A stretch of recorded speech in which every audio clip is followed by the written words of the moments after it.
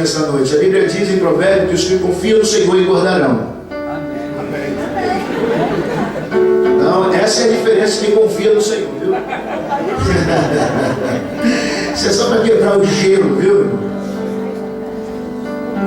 Glória a Deus. Amém? Versículo 10. Eu vou ser rápido e objetivo e claro no que eu quero falar. Diz assim: e aproximaram os discípulos, capítulo 13, versículo 10 de Mateus, e lhes perguntaram: por que ele falas por parábolas? E ao que respondeu: porque a vós outros é dado a conhecer o ministério do reino dos céus, mas aquele não lhe é isso concedido, pois ao que lhe dará e terá em abundância, mas o que não tem, até o que lhe será tirado, até que tem lhe será tirado.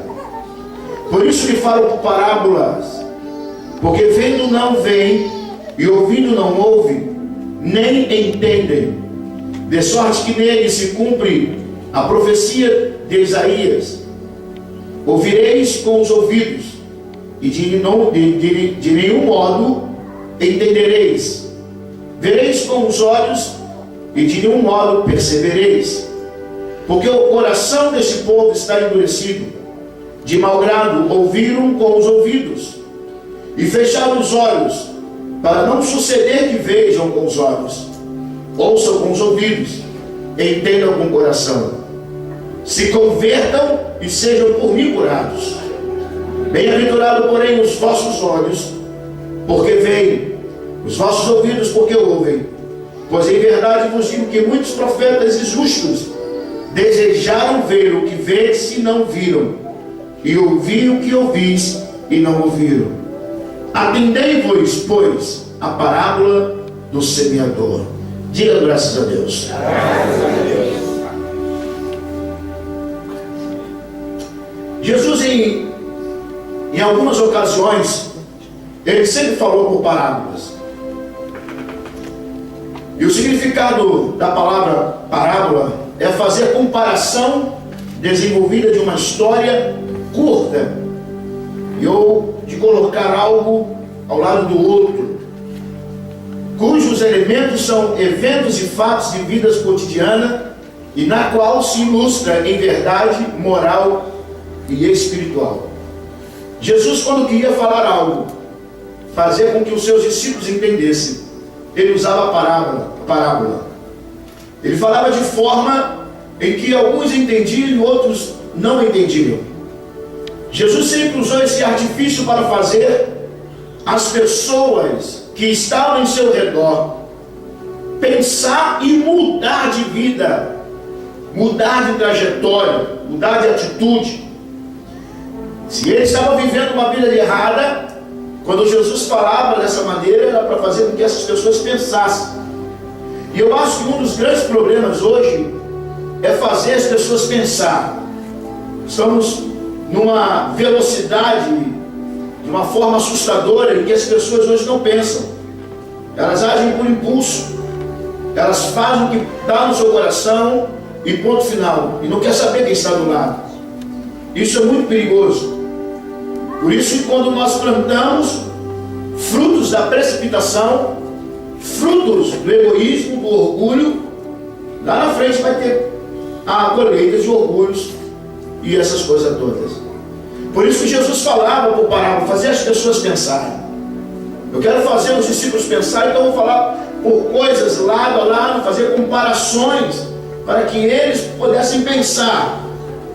E quando Jesus fala sobre a questão do semeador, ele fala mostrando às pessoas que como a semente caiu. Uma semente caiu em terra árida, outra semente caiu em áreas pedregosas, outras caiu entre os espinhos, para que a palavra, se tratando da palavra, era o tipo de corações que recebiam a palavra. Por isso que ele diz assim: a vocês é dado que entendam, e a outros não. E ele fez essa comparação em questão de solo. Há solos que falam do coração, que vai receber a palavra e vai guardar a palavra. E lá na frente essa semente vai nascer, porque guardou a palavra. Por isso que ele diz em João que no princípio era o Verbo, e o Verbo era Deus, e o Verbo habitou entre nós. Ou seja, a palavra habitou entre nós através do Senhor Jesus Cristo. E ele fala ainda: conhecereis a verdade, e a verdade vos libertará. Isso fala de um coração que recebe a palavra, da pessoa que ouve a palavra e deixa ela entrar como semente no seu coração. E quando a palavra entra no coração do homem, ele entra para transformar, para mudar. Mas só isso só vai acontecer quando o homem pensa. Porque se o homem pensa através da palavra que entra para mudar, ele vai acreditar que o que está sendo falado é com ele, que vai mudar. Ele vai tomar uma atitude de mudança. E quando ele assume o posicionamento de mudança, Jesus entra e ajuda ele a mudar. E as coisas são transformadas. Amém. Posso falar alguém diga amém? Amém. Por que falar por parábolas? É simples. Jesus queria fazer uma separação do entendido e do desentendido. Não que houvesse acepção de pessoas, mas fazer a separação daquele que estava entendendo e daquele que não queria entender. Essa palavra que está sendo pregada aqui, eu não sei qual é o tipo de solo que é o teu coração. Pode ser que você ouça a palavra e está muito tempo dentro da igreja e já está até acostumado de ouvir a palavra, e essa palavra não vai surtir mais o seu efeito que deveria surtir. Mas talvez tem pessoas que vão ouvir a palavra, vão guardar a palavra, e no ter passado o tempo poderá pegar essa palavra que ouviu e guardou no coração, pôr ela em prática e haver mudança. Então, quando Jesus falou isso, ele quis fazer essa separação sem fazer exceção de pessoas, apenas para mostrar quem entende e quem não quer entender. Então há uma grande oportunidade para mim em especial, e para você também, de abrir o coração e entender esta grande verdade, porque vai haver mudança na sua vida. Amém. Nós vamos ver o exemplo do versículo 10 ao versículo 14, que diz assim: e cercando os discípulos disseram-lhe: por que ele fala por parábolas? Ele respondeu e disse: porque a vós é dado conhecer o mistério do reino dos céus, mas a eles não lhe é dado, porque aquele que tem se dará e terá em abundância, mas aquele que não tem, até o que tem será tirado. E aí você vê mais nos versículos abaixo, diz: ouvindo não ouve, nem compreendem, e nem se cumpre a profecia do profeta Isaías, que diz: ouvindo ouvireis, mas não compreendereis, e vendo vereis, mas não percebereis. Nesta questão aqui, trazendo isso para hoje, o que você está ouvindo, isso tem que estar guardado na tábua do teu coração. Não pode entrar no ouvido e sair do outro, porque nós estamos vivendo uma situação crítica e de urgência da humanidade tomar uma atitude para mudar. É um viver de emergência. O país clama por emergência, por socorro. As nações clamam por socorro. Israel clama por socorro.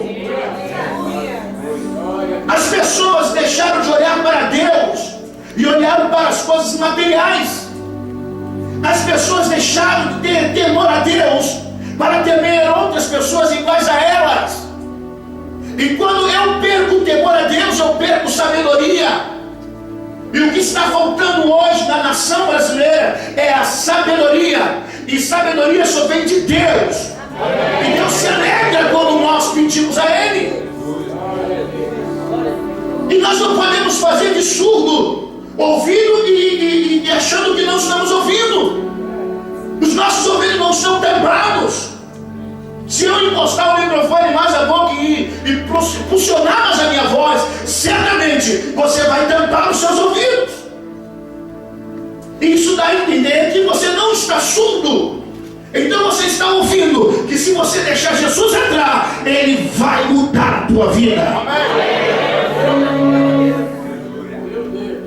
O que leva a pessoa a ficar desentendida das coisas de Deus e do que Ele quer revelar é uma pergunta. E a resposta é muito simples, porque o coração desse povo está endurecido.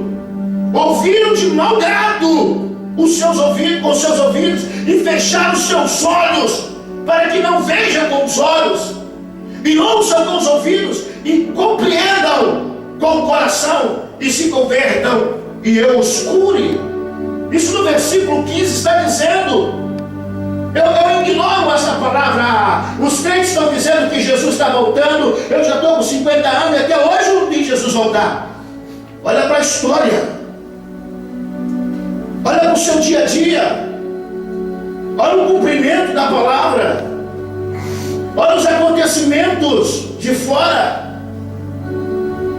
Ah, mas eu ignoro essa situação. Tudo bem, você pode até ignorar, mas que é uma verdade, é uma verdade. Jesus está voltando. É uma verdade absoluta, disso eu não abro mão. Então, quando Jesus fala assim, mas por que esses homens que ouvem com seus ouvidos e não dão atenção? Porque os seus corações estão duros. A Bíblia diz que no final dos tempos haveria homens amantes de si mesmo, homens amantes de si mesmo, homens gananciosos, homens soberbos, homens arrogantes, homens que não olhariam mais para Deus, mas olhariam pelo seu poder. Ou seja, quanto mais dinheiro, mais poder esse homem tem, mais poder ele tem para pisar no outro. Isso tem chegado diante do Senhor, diante das suas narinas, com um cheiro ruim, com um mau cheiro. Porque as pessoas, elas não amam mais a outras. Falam comigo porque eu tenho posição. Se eu não tenho posição, eu a desprezo. Bate no meu ombro e diz, eu estou contigo e não abro, mas abre o coração, a traição. Tudo isso Deus está vendo. Mas por que a falta dos recursos públicos? Mas por que a saúde está assim? Mas por que a educação está assim? Por que não conseguimos dar mais assistência social? Tudo por causa do orgulho, a soberba.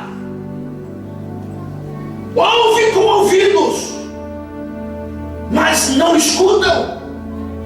Fingem que nada está acontecendo. Vamos prestar conta de Deus. Vai haver um grande dia da prestação de conta. Isso é uma verdade.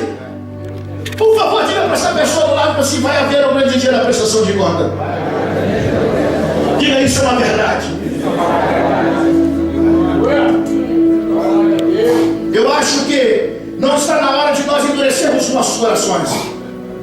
Pelo contrário, está na hora de quebrantarmos os nossos corações diante de um Deus que pode mudar toda a história. Amém. Está na hora de nós reconhecermos as nossas falhas. Está na hora de nós reconhecermos que nós somos dependentes de Deus. Amém. A Bíblia fala: clama a mim, responder-te-ei e anunciar-te-ei coisas grandes e firmes. Nós não estamos anunciando coisas grandes e firmes. Por quê? Porque os nossos corações estão duros, estão obstinados às coisas carnais. Não há mais amor, não há mais afeto, não há mais respeito, não há mais temor. Prova disso é como nós tratamos nossos pais. Você vai ver que não há mais temor. É quando o filho fala com o pai que você, vai tu, grita com o pai e a mãe. Não há mais temor. Você quer fazer um termômetro de como está a relação do ser humano com Deus? Olha para dentro da casa. Olha para a convivência do pai com o filho, do pai, do marido com a esposa. Esse é o maior termômetro que pode existir da relação do ser humano com Deus. Porque se o filho fala de uma forma totalmente áspera com o pai, falta de respeito, falta de temor, é desse jeito que eu ajo com Deus, que eu não estou vendo. Por isso que os nossos ouvidos estão tampados. Deus não pode fazer nada, porque nós somos uma geração coração, que estamos, eu me incluo nisso, estamos com o coração duros, obstinados, tampamos os nossos ouvidos para a verdade e viramos as costas para Deus. Mas ainda há tempo, ainda há oportunidade, que pode haver mudança. Ainda há tempo.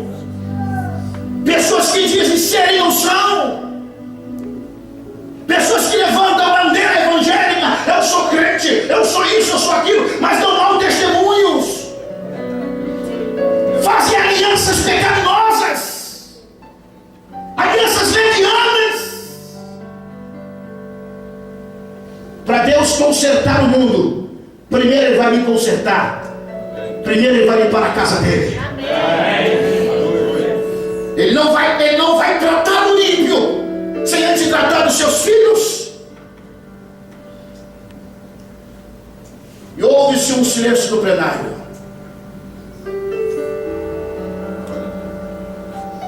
E a Bíblia diz: quem tem ouvido, ouça o que o Espírito diz às igrejas. Pegue na mão dessa pessoa querida do seu lado e diga assim: Deus quer mudar as nossas vidas, mas nós precisamos deixar de ser Deus em nós. Por alguns segundos você pode fechar sua mão, fechar os seus olhos, levantar sua mão direita e encher esse lugar de glória. Você pode agradecer a Deus por sua vida nesse momento. Feche os seus olhos, levanta sua mão direita. Fala Deus mais comigo. Vai dizer isso para Deus: fala mais comigo, Senhor. Eu necessito ouvir a tua voz. Eu preciso parar de plantar coisas que eu não devo plantar, Senhor. Comece a encher esse lugar de glória, por favor. Aumente o volume da sua voz. Aumente o volume da sua voz e comece a adorar o nome de Jesus. Põe a sua vida diante do Senhor nesta hora. A palavra que sai da nossa boca tem poder. Oh, aleluia.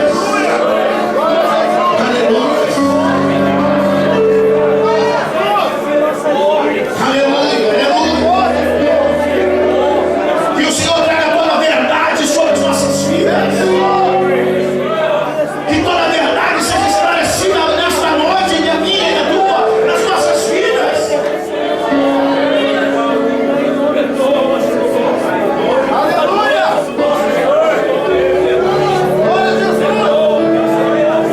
Nossos corações têm que deixar de ser um coração obstinado. Nosso coração tem que deixar de ser um coração endurecido. Porque se os nossos corações forem corações obstinados e endurecidos, não teremos entendimento. Seremos pessoas cegas guiando outras pessoas. Cegos guiando cegos. Quantos estão aqui, digo amém? Se nos tornarmos pessoas cegas, guiando outras pessoas cegas, cairemos. Nosso coração tem que deixar de ser endurecido. Ah, mas eu não sou evangélico. Qualquer ser humano são criaturas e feituras do Senhor nosso Deus. Todos nós somos criaturas de Deus. Fomos criados à sua imagem, à sua semelhança, senhores e senhoras. Não tem para onde fugirmos. Até Pedro, quando negou Jesus, alguém disse para ele assim: você é igual a ele. Jesus estava sendo já levado para a cruz. Você é igual a ele. Por quê? Eu não sou. Você é. Até a tua fala me condena. Você pode ser católico, você pode ser espírita, você pode ser evangélico, você pode ser professar qualquer outro tipo de fé, mas nada vai tirar disso de você, que você é criatura de Deus.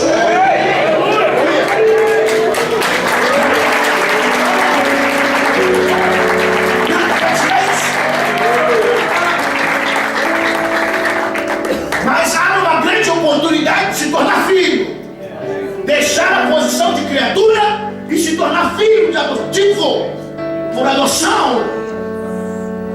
frente nós vamos falar, mas eu quero ser rápido. Nosso coração tem que ser quebrantado, nosso coração tem que estar limpo. E Provérbio fala que sobre tudo que tem de guardar, guarda o teu coração, porque dele procede a saída da vida. Amém. Se o meu coração estiver cheio de coisas que não prestam, o que eu falar vai ser coisas que não prestam. Porque você vai falar o que o teu coração está cheio. Se o teu coração está cheio de maldade, vai ser maldade que vai sair da tua boca. Que o abrir da tua boca, mãe, o abrir da tua boca, pai, o abrir da tua boca, autoridades que estão aqui presentes, seja um abrir de palavras de bênção. Amém. Você vem acordar amanhã e põe os teus pés da cama ao chão e diga: graças eu te dou, Deus, e eu abençoo o meu sábado. Por pior que seja a circunstância, da tua boca tem que sair bênção, palavras de bênção. Aleluia.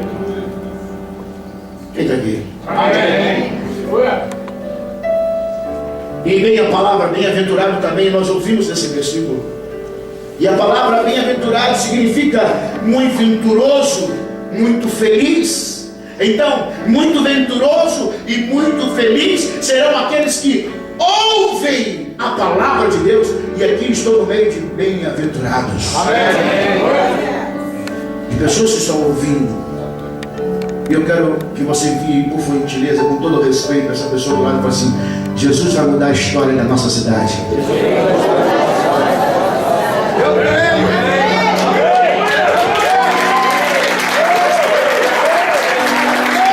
Se essas palmas para Jesus pode ser melhor. Quem pode aplaudir Jesus aí?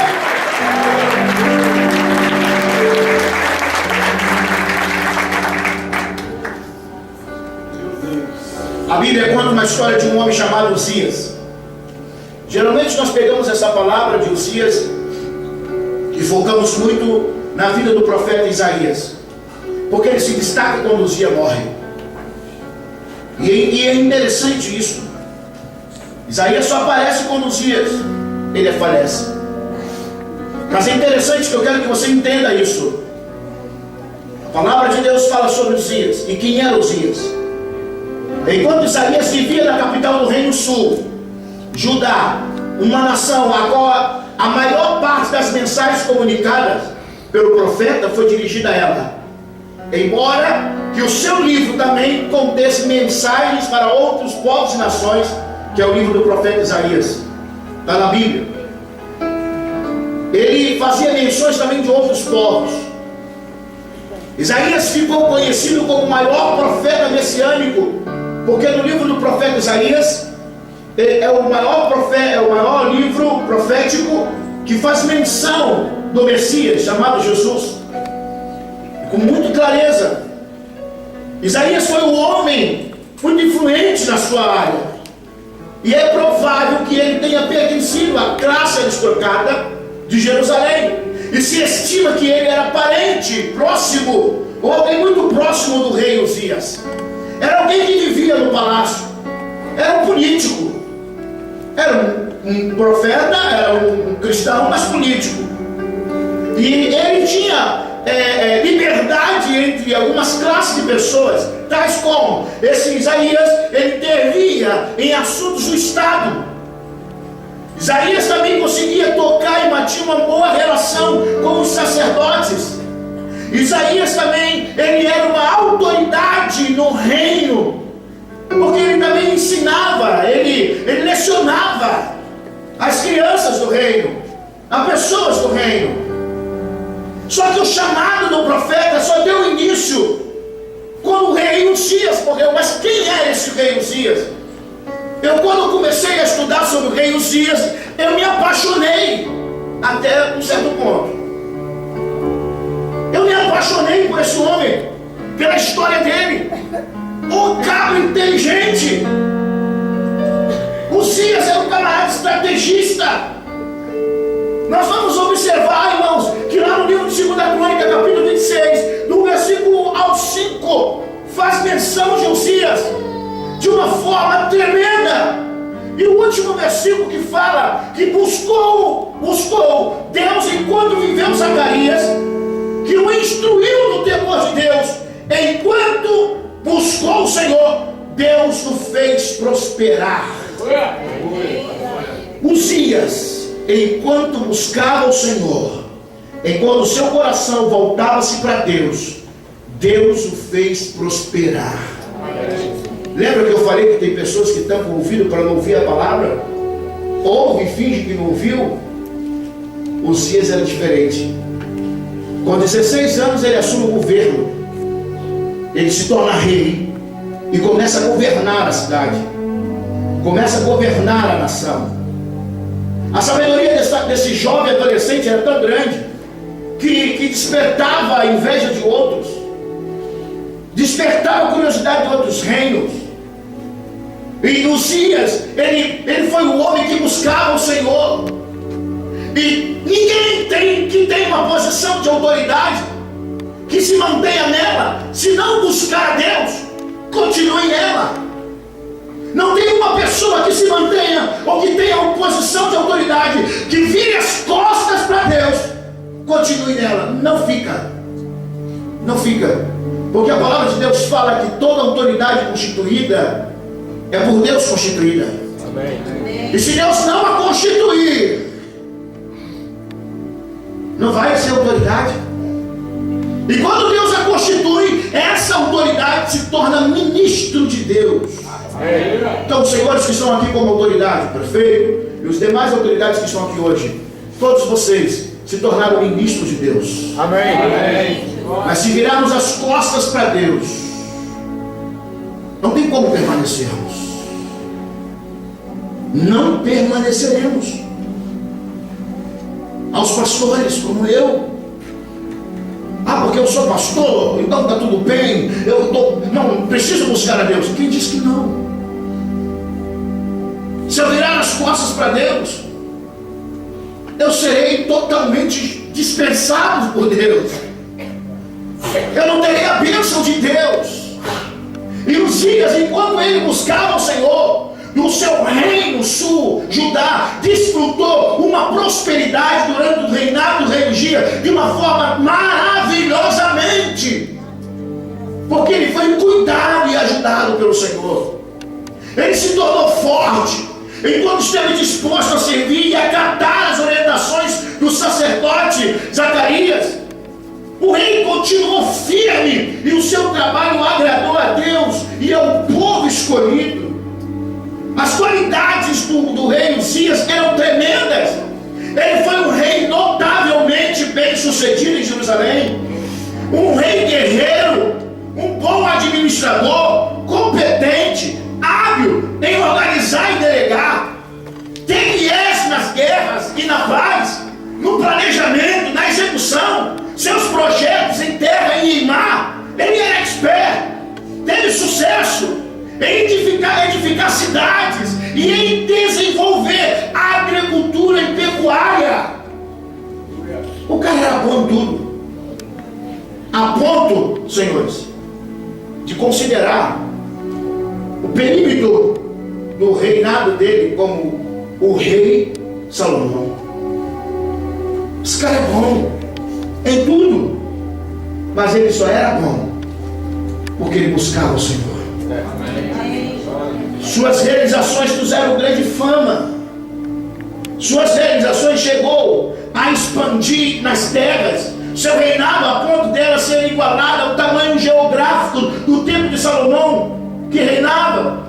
Teve vitória sobre as nações ao seu derredor, contando com a ajuda do ministério do profeta Zacarias e um exército altamente treinado e fiel, pronto, equipado. Na sua posição bélica, Isaías teve de ponta armas que fazia com que o seu exército se tornasse imbatível. Uzias foi um exemplo de rei enquanto ele temia Deus.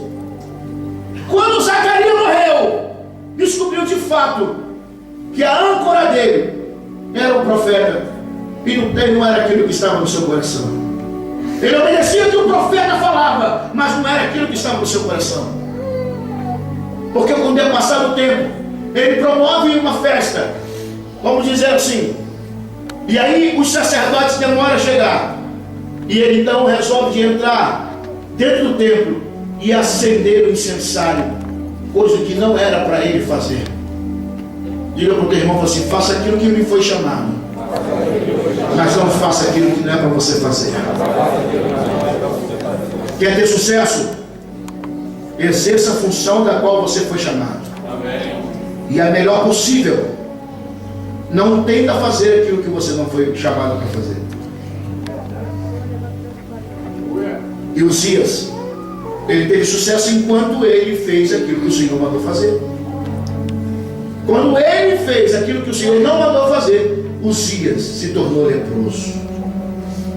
Ele ficou doente, rei leproso. A lepra se trata de um contexto com o pecado. Hoje nós estamos vendo tudo aí pelas mídias, como tem sido a corrupção, como a mentira tem esplanado, tem crescido aos olhos nus, algo terrível, algo que surreal. E Deus não está se agradando disso não, senhores. Deus não está se agradando. E por Deus não estar se agradando, Ele está fazendo o que está fazendo. Uma limpeza, diga comigo, uma limpeza. Uma limpeza. Quando Uzias se tornou leproso, rei leproso, ele foi tirado do palácio e mandaram ele para dentro da casa de vilarejo dele. Fica lá, você é rei, até que você morra. Mas no palácio você não pode, porque ele era leproso. Quer perder sua autoridade, se torna leproso. O cara que teve sucesso em toda sua trajetória, 52 anos, algumas versões falam 54 anos, ele reinou. E com 50 anos de reinado, ele fica leproso. Já no final da sua carreira, ele se torna leproso. Você pode começar bem, você pode chegar bem no meio. O que importa é como é que você vai terminar a sua carreira. Você vai entregar o bastão, diga para o teu irmão assim: você vai entregar o bastão? Entrega com um legado, mas um legado de honra. Aleluia! Legado de honra. Há intercessores desse lugar aqui.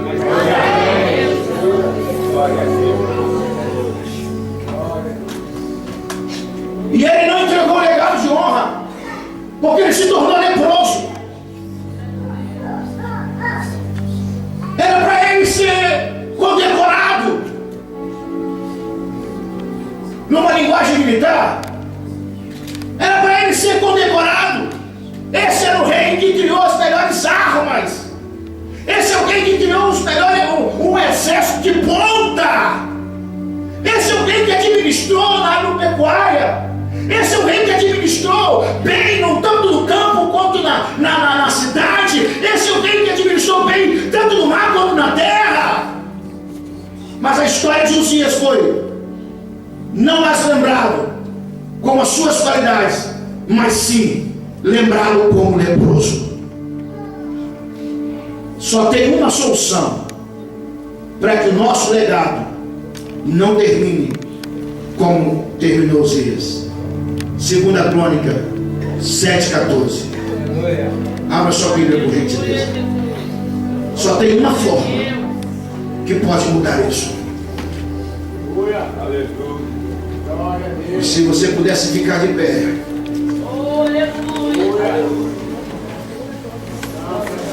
Diga comigo assim: só tem uma forma. Eu passar o bastão com honra.